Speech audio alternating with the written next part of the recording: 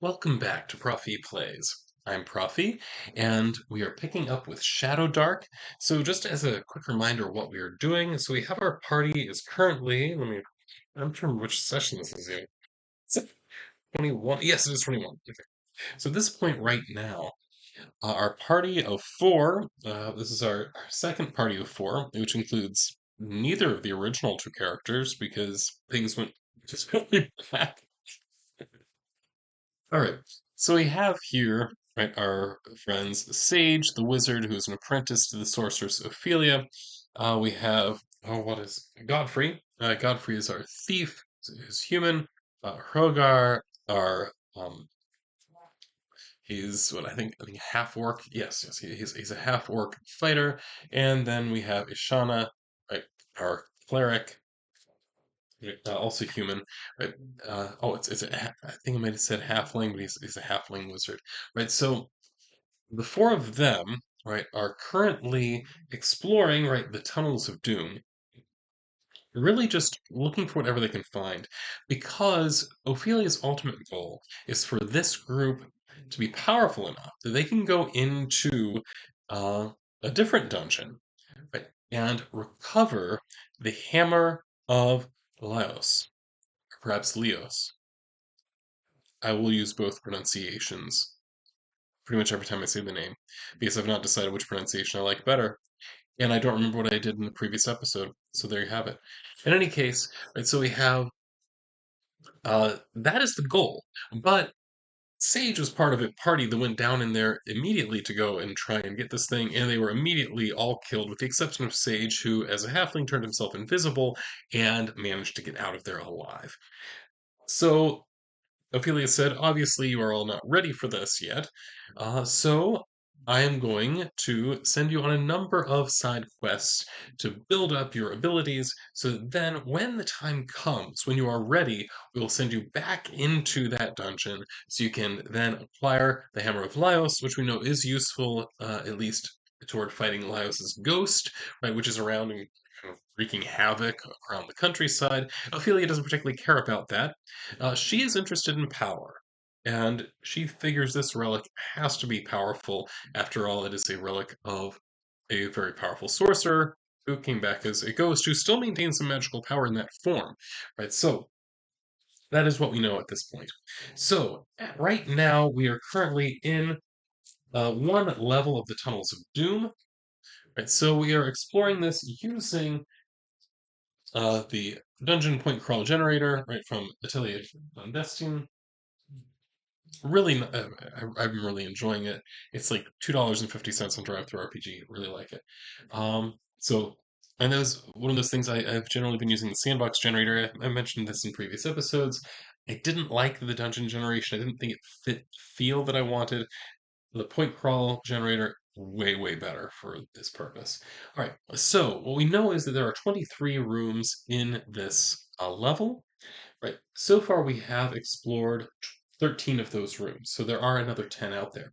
Now, we do have connections for one, two, three, four, five, six of them, so there could be up to four additional rooms beyond what we currently know where there are tunnels to.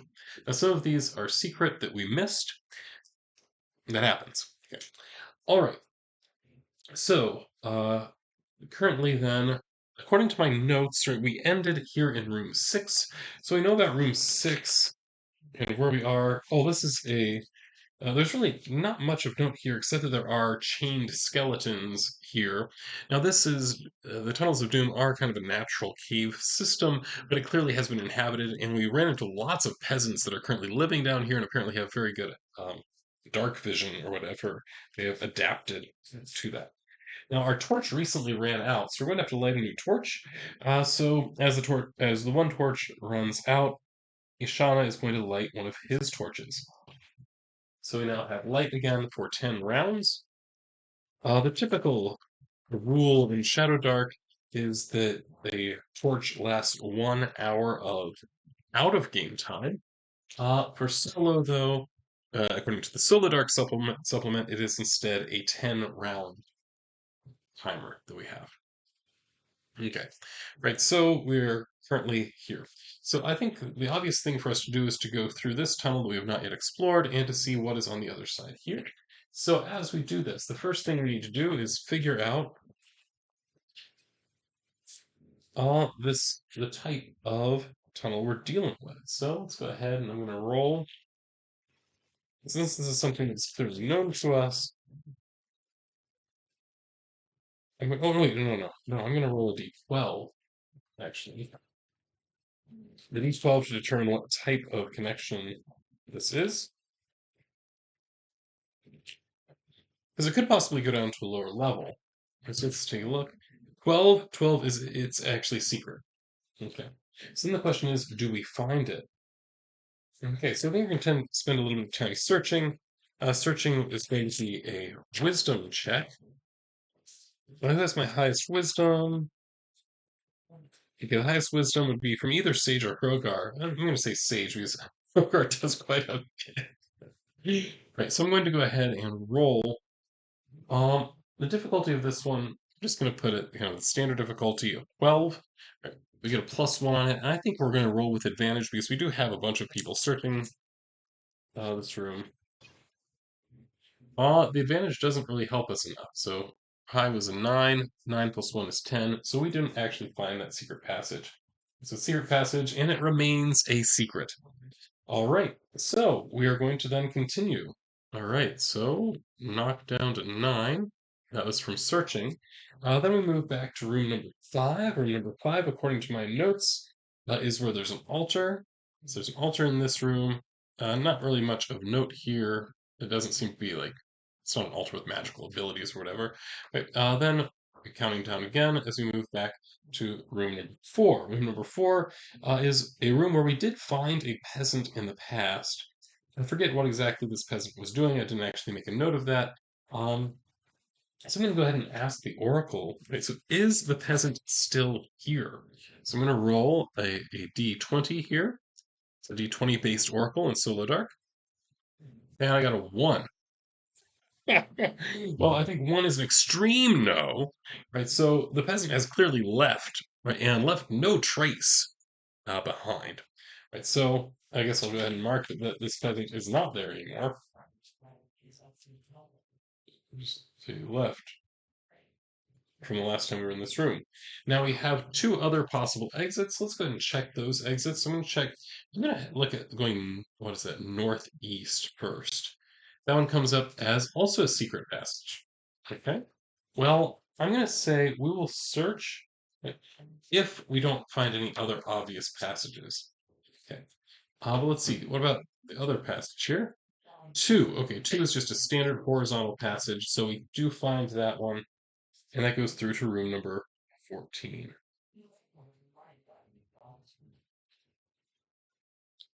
There's room number 14. So I'm going to flesh out some things that we know about this passage then. So first thing I'm going to do is figure out how many links are there from number 14. So here I just roll a d6.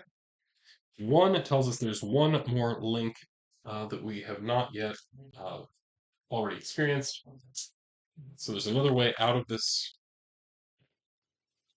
apart from the one we came in. Let's go ahead and roll a d8 to find out the direction of it. So it's 6. It starts with north, so 1, 2, 3, 4, 5, 6. So we also have this passage here, which is at least secret on that end, or we would have seen it. Right. So that's what we have here. Now, what is inside of this room? So let's see if we can find out the contents of this room. Okay, so what type of room is it? In terms of contents, I'm going to go ahead and roll a d6. 2 indicates this is an empty room. Right, so what is in this empty room? So now we need to roll a d100 for that, which is a 17. So this empty room has a broken trap in it. Okay, so this was previously a trapped room, but it no longer is. So I'm going to mark down number 14. We have a broken trap. Um, and also, is there treasure in this room? So it's a 15% chance. So if I roll 15 or under, I got a 17. So that's a no. Right, so we do not have treasure in this room. So at this point, as far as we know, right, we have searched the entire, um, like this entire kind of sub level. Now I know if we go back up, there is another way down, that goes into a different part of the tunnels of doom. So this is something that we have not yet started. Oh wait, I took that down. I think I did.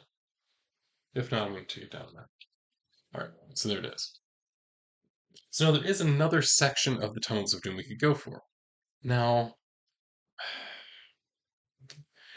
I'm debating. So I think it makes sense for us to do this because everything here, we know that other section is also going to be level one. Now I know from a big overview, there is in fact a connection between between levels B and A here in level one. We didn't find it. I think is notable. All right, so in that case, I think that probably what makes sense to do is for us to kind of back up and head down that other path because we don't see another path from here. So I'm going to go ahead and kind of do a reset here. I'm going to pause because I think I need to get some. I think I need to get another sheet to create this on. So hold on for a minute. Although for you it's just going to be a matter of seconds, and then I'll be right back. All right, and I'm back. Although you wouldn't have noticed much difference. Okay, so what happened was we went up and then even back down the other side of the tunnel because when we came in, we kind of saw the split and we chose one and the other way was available to us. So we kind of knew that was a possibility. So we went back that way and are now kind of in the other subsection. Now, in terms of the general kind of architecture of the place, it is still very obviously these are natural tunnels that exist as we're kind of going through them. Right, that they've clearly, again, been used, but in terms of kind of the architecture of it, it's very much like a natural cavern, natural tunnels, and the like. So, the first thing we come to here that is a point of interest is going to be, well, let's see. We come into it. First thing I'm going to do is see how many ways out are there, just so that I can draw them in. Let's see. So we draw. Oh, by the way, I believe that we have 6 rounds left on our um, light source. Right, so number of connections. 3 tells us that there are 2 connections, and I don't know what directions those are. 5 and 6. Again, starting from north. 1, 2, 3, 4, 5. So there's one heading south, and then one heading southwest. So those are our 2 exits. Okay. In terms of the type, well, let's see. Are either of these secret or vertical? Let's see. 7. So there's an obstacle in that one. So I'm just gonna mark O for an obstacle here, and the other one also an obstacle. So there are obstacles both of those ways. And we'll figure out the details of that here in a minute. All right, so both of these are obstructed in some fashion, although it's probably something like a stuck door or something, or a locked door, something along these lines. Right, so then, what is here in this room? Let's see. Type of room? 2 indicates this is another empty room. So what is in this empty room? Let's see, it is 81. So empty room number 81, it's a sink. All right, so now I'm going to make the assumption here that when it says sink, right, I mean, I'm not imagining just like, say, a kitchen sink just kind of laying up against a wall or something like that. I imagine that uh, there is kind of carved out of the wall a space where there clearly is water placed here, right? So I'm thinking something somewhat more natural. So this has been carved out because it was clearly used by some kind of sentient beings for the purpose of probably washing something. At the very least, we have right, this little pool of water right, that is carved out in kind of this hole in the wall, is what I'm imagining. So we do have a sink here. So we go ahead and make a note of that. If I can find where I'm keeping notes on. Oh, that's right. This is a new dungeon. So new paper. There it is. All right. So this is C15 1A, number 1, sink. Is there any treasure here? Remember, it's a 15% chance. That's a 100. I think that would be a no. No treasure in this room. All right, so it's just the sink. That's all. So I'm going to choose one of these obstructed pathways. Let's find out what kind of obstruction it is. Right, so what kind of obstacle are we facing? The D20 roll. Seven. Seven indicates it's a stuck door. So I think we're going to go down this way. So we have a stuck door here. Really, all that means is that we have to manage to open this door, and the process of opening it is also noisy. Now, because time matters, I'm going to go ahead and have us roll for this. Now, I'm going to roll with advantage. I'm going to use the highest strength. Right, so that's right. Sage, bizarrely, it's the halfling that has the halfling wizard. Right, note has the highest strength of any of the characters. So they're rolling in +2. I'm going to go ahead and say that this is just kind of a standard difficulty of 12. But rolling +2 with advantage because there are always helping. Okay, yes, we definitely can open the door. I'm going to say we're heading this way to the southwest. I hope I didn't previously say what we were doing. I said obstruction is now gone, so we managed to open the stuck door. It was very noisy, but we do get here to room number 2. Okay, so first I want to find out how many links there are. 5 indicates that there will be, I believe it's 3 links out of here. So what directions are there? Let's see, there's 1, 3, and 7. Okay. So we know about these types. So let's see. So this one is 6. 6, I believe, is an obstacle, if I recall correctly. No, 6 is just horizontal, so that's a nice, easy way. This one, 12, so that one's secret. And then to the north, 1, so this is just open. Okay, so we can easily move this direction or that direction. Next time, we're probably going to ignore the secret one. Okay, 1 is in room number 2. So type of room, 4 indicates that this is a special room. All right, so special room, that means that I need to pull out my dungeon generator from the sandbox generator because it gives a lot more detail as to what these special rooms are like. Okay, so special room, which number is it? 28. So I'm going to mark it as number 2. Special room number 28 is a flesh room. Okay, that's kind of creepy. So flesh room, I'm just going to mark it as number 28. And it says, the walls and floor of this room are covered with living flesh. It is mostly red and pink with some darker spots, bruises, clots. In a corner, a giant eye follows the every move of anyone in this room. The flesh reacts to touch by contracting itself in disgust, trying to avoid contact, and will bleed if attacked. However, it cannot seem to be killed. If annoyed enough, it will start rolling defense mechanisms. Roll on the following table every 3 annoying events done by the PCs or by NPCs. So, and there's a bunch of things that can possibly do damage. It says new dangers in this room should appear when crossing the room, not when entering it. Okay, so I think the crossing and entering that doesn't matter that much. Except so we come in. So the question is, are we going to end up annoying this room in some way? Well, I think what we can do. So it doesn't seem like the room doesn't love us being here, but it's not immediately hostile to us. So I'm going to go ahead and do a reaction roll. So remember, this 2d6 plus Hrogar's the charismatic one, so I'm letting him carry this at +4. Ridiculous. Okay, so 7 plus 4. It is curious, which basically like everything we come across is curious because of that +4, and because rolling a 7 is so frequent. You're generally going to be somewhere around there. So as we trek across this room, we manage not to annoy it. So we make it across without any real problem. Which direction do I want to go? I think I'm going to head to the east. Okay. So no obstacles here, so we just have to label the next room. This is room number 3. There we go. And let's find out what happens in room number 3. Oh, I forgot to knock this down. So we are down to 4 turns left, I believe, on this porch. Okay, so room number 3. First thing, how many exits? See, 3 is going to indicate there are 2 additional exits beyond what we already know. So 4, 1, 2, 3, 4, and 5. So those are 2 new links.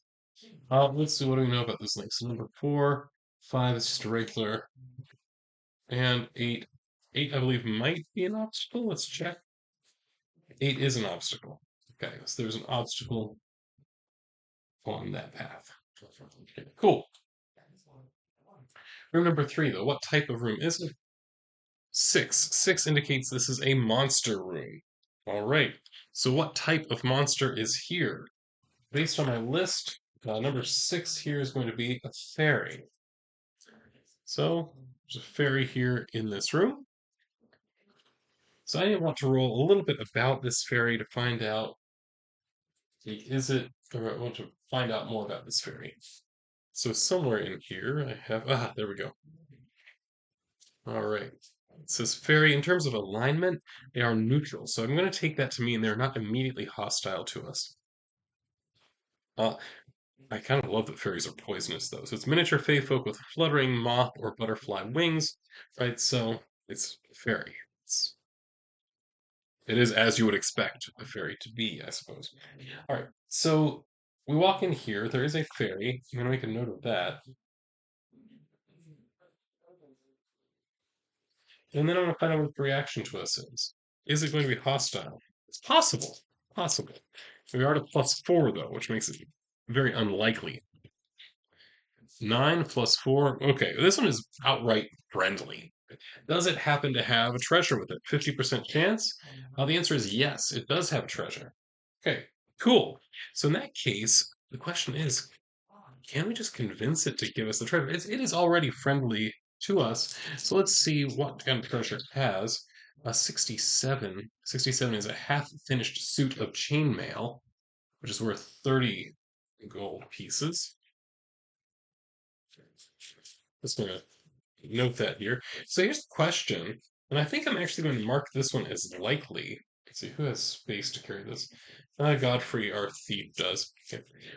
So the question is, given they're friendly to us, are they willing to just give us for this? And it's a half completed suit of chainmail. It's not going to be that valuable, and we know, for example, I mean, fake creatures historically uh, don't love iron or things with iron in them, so I suspect this chainmail might actually be a bit of a pain for them. So I'm going to go ahead and see, and I'm going to roll with advantage, just a simple oracle roll. So rolling 2 dice, higher one counts if it's 12 or higher, so 11 or higher. Yeah, it's 11 or higher. Then the answer is yes. They'll just be perfectly happy for us to take it. It turns out we got a 9. So it is not so inclined to just let us walk off with this chainmail, this half-finished chainmail. So here's the question: does it want something else from us? That might potentially be interesting, right? So does it want something from us? Okay, no, I'm not going to roll that with advantage. Let's just roll straight up roll. The answer is no.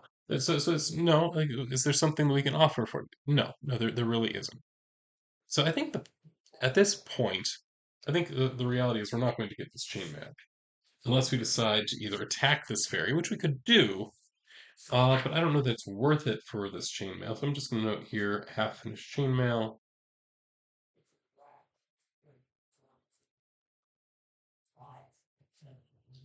for 30 GP. All right. Well, there we have it. I think that's that. Right. So we could attack the thing, or let's not forget the fact that we do have somebody here. Sage has a sleep spell. So he could potentially use sleep on this. Let's double check just to make sure how sleep works in the system. Um, I'm pretty sure. I think that sleep does have a level limit on it. It does. Right. So you weave a lulling spell that fills a near-sized cube extending from you. Living creatures in the area of effect fall into a deep sleep if they are level 2 or less, vigorous shaking, or being injured awake. Right, so I think we may want to do that. Right, so I think that that is the step we're going to take. Okay, this is really, really itchy. So Sage is going to do this. So let's go ahead and roll for that.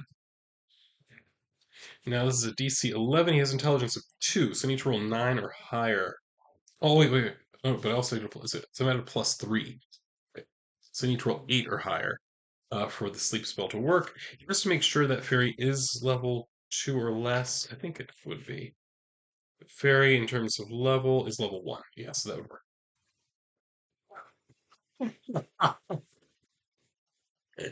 Rolled a natural 1. Well, this is the kind of thing that I love. That is going to be a mishap. I love mishaps. I love when this happens. I am like super excited about the fact that we just got a magical mishap. Okay, so I need to find where the magical mishap table is. There we are, wizard mishaps. That's one that I didn't bother printing. Okay, so it's a D12. Right, so he tries casting this spell. Now, obviously, we're going to lose it for the day. Right, so I'm just marking X next to it until we get our next long rest. And then we roll a d12, and that determines what the mishap is going to be. So 6. 6 is discorporation. So one random piece of your gear disappears forever. Okay, so he has 9 different pieces of gear. Let's go ahead and roll four rations. So that's about as well as that could have gone. So one of his rations, right, disappears. So fortunately, he still has 2 other rations, right? Oh. So he tries to cast the sleep spell. And, ooh, something didn't go right. Where'd my sandwich go? I love it. I love it. Where did my sandwich go? I want to try to make that the name of the episode. All right, so we tried to put the fairy to sleep, failed miserably. Um, yeah, okay, so we're just not getting this suit of armor. It's kind of the way that it is, I suppose. All right. Next then, let's go ahead and head down. We'll head south right into the next room. We know there was no obstruction there or anything like that, so we can just very easily take this down to 3. I occasionally lose track, but that's okay. All right. So we're in room number 4 now. Let's see what's here. First, links to other rooms. 1, so there's just 1. And it's through path number 4. 1, 2, 3, 4. What is the nature of this link? 10. 10 indicates that this is an obstacle. So there's some kind of obstacle in that linkage. All right, cool. What is the nature of this room? 1, it is a trap room. This, I think, is the first trap room that I've come across. Okay, so I think that there might possibly be more details on traps. Maybe. Eh, okay, there are not more details on traps in here, but I do know that there is a list of traps in Shadowdark. So I think I'm going to use that list. Right, so let's see if I can remember where it is exactly, or maybe I can just rumors, ruins, encounters, treasures. Okay, nope, I'm just going to use the PDF. So you can all watch me stare at my computer for a second. I mean, if you didn't tune in for that, why did you tune in? Yeah, okay. Of course, this is like, oh, it's right here. I just managed to turn past it. Okay, so this trap. So, what type of trap is it? Let's go and roll. It's a D12 table. It is 11. It is a falling block. I don't know what kind of trigger it is. 3 would be opening a door. And then, well, let's see. So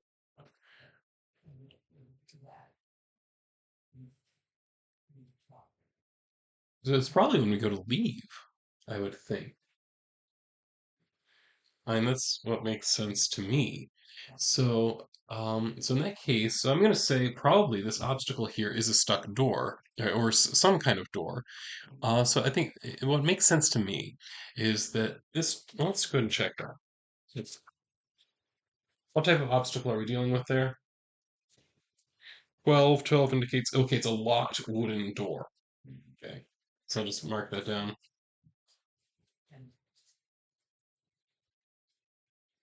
Okay, so I'm going to say, like, once you manage to unlock and open that door, there's a big block that's going to fall on your head. So the question is, do we manage to find this trap before we trip that trap? That is the question.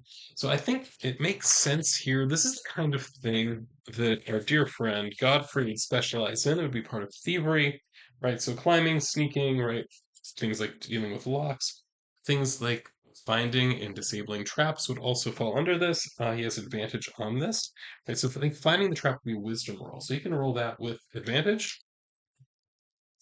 I'm just going to again use the standard 12. And he does manage to succeed thanks to the advantage. So he does see this trap. Now, does he figure out how to deactivate it? This one, yeah, I think this is again going to be a wisdom roll. He does not. All right, so we know the trap is there. That's going to make it easier for us to avoid. So I think that, like, while the trap will in fact grip, that I don't think that we're going to get hurt by it because it's a falling block. We can kind of, if we can see where it is, it's relatively easy to avoid. The one exception would be Godfrey himself. I think he's going to have to dodge out of the way after he unlocks this door. So that's it. So then, is there a treasure in this room? With trapped rooms, there's a 25% chance of treasure. So you're gonna roll this 25 or less. And I got an 80. Nope, it's no treasure. Okay, trap room. So I'm just gonna mark it as falling block. And then let's go ahead and try to open that door. All right, so again, this is Godfrey doing thieving stuff. That's going to be a dex roll to do the lock picking, so that's going to be a +2. 10. So he doesn't actually manage to unlock this. So now the question is, are they going to try to like just knock the thing through? I think that's going to be more difficult. That'd be like a 15 to do that. Oh, let's go and mark this down to a 2. He could make another attempt. Let's try that. Okay, he's going to make another attempt at unlocking this door. And that's still a no. All right. We can see that the flame of the torch is beginning to fade. It is almost burnt out. So by the last light of it, he's going to see if he can manage to unlock this door so then they can move into the next room. Yes. Okay, so he does manage to do that, but now he does also have to make a dex save to make sure that he doesn't get hurt. The dex save, he does succeed. Okay. So,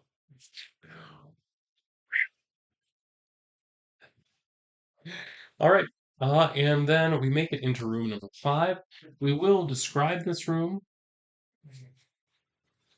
And I think after we deal with this room, the torch is burnt out, and this is where we pick up next time. But so, room number 5, how many links are there? Okay, there are 3 links. What are they? All right, so I'm going to re-roll the 8 because that's the way we came in. All right. So we've got 1, 2, 3, 4, 5, 6, 7. So 3 links coming out of it. All right, and then what are the nature of these? 5, so it's just a regular. 12, so the second one is a secret. Third one, 5 is also just a normal. Okay, so we can see that there are 2 other ways out. The third one is hidden in some fashion. Then, what's the next thing you need to do? Oh, yes, type of room.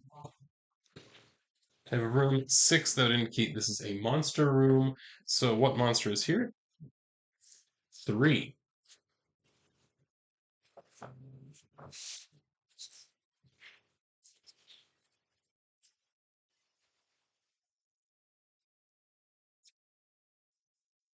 You find the right list.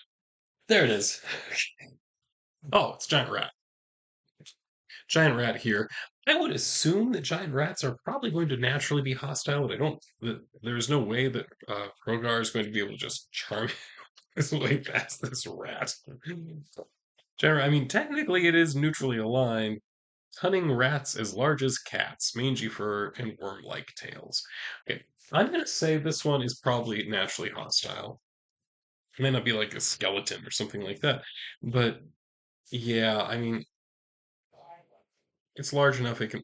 I guess the one exception would be we might be able to possibly intimidate it, maybe.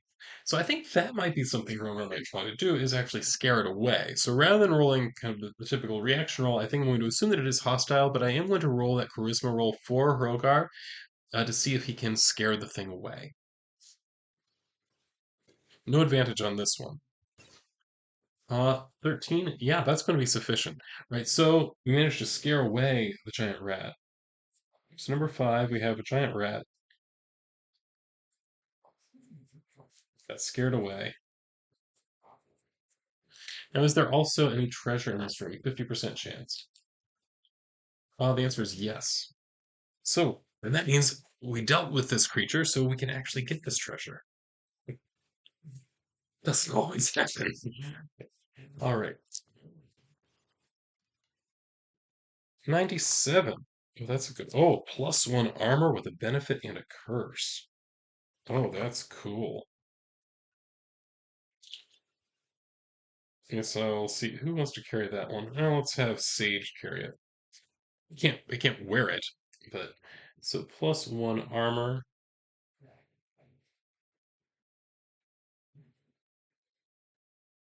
The benefit and a curse worth 150 gold pieces. All right. So I want to find out something about this benefit and this curse. So the benefit is a supernatural benefit gifted to the item's wielder. Most magic items have at least one benefit, while the curse is a negative effect bestowed on the item's wielder. Some magic items have a curse. So I'm wondering whether we have some sense of these types of things. I'm just looking, right? So what types of benefits we might hit? Let's see. Like the Cloak of Elvenkind, checks to hide are always easy. What do you want? Or a curse would from the Jewel of Barbald, you roll a critical failure on a 1 through 3. Ooh. And that is the flip side of its benefit, which is you roll a critical success on 18 through 20. Oh, that's kind of cool. I like that. I like that idea. What other things have curses? So most of these that I'm seeing, it's various types of benefits. So like having advantage on a roll, right?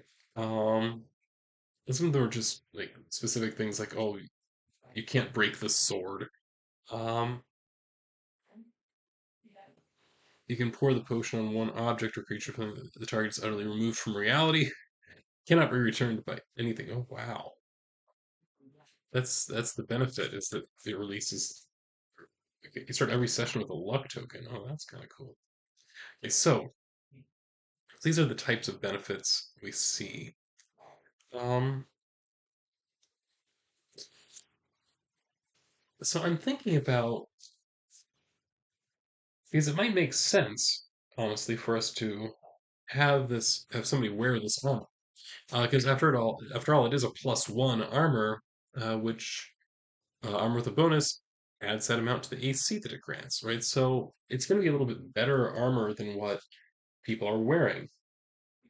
Now, of course, Sage himself can't wear armor because he's a wizard, and that's not something that's allowed in Shadowdark. But I think it would make sense that somebody would probably want to claim this armor and use it. But I think that's something that's probably best decided kind of off camera. I think we would make decisions about kind of what benefit this armor provides, what curse would be attached to it, and also who is going to wear it. I think all of that will be decided off camera. All right. So I think the last thing that I'll end is that so one of the things that is difficult in this game is apply. Oh, I forgot to give XP as I went, didn't I? See, that's what I was just going to say. It was like one of the challenges in this game is actually getting XP because it's all treasure based. And then I remembered, oh, I did actually acquire some treasure, didn't I? Like literally right now, as we're speaking, I'm acquiring treasure. Right. So there's another way of getting XP that is not mentioned in the quick start, but is available if you go. searching on the Arcane Library website, in the preview pages for Shadowdark, it actually describes carousing, and that's a pretty cool system by which you spend gold, effectively have a big party, and that also can grant you somewhere between 1 and 4 XP. Right? So and then it also has sometimes kind of little story elements can come in depending on exactly how you roll. So I think that I'm also going to use that after we're done, right, in a dungeon and take all of our stuff, right, sell it. Now we have all this gold. We then spend the gold for carousing and then use that to add additional XP. I think that I'm going to use that mechanic.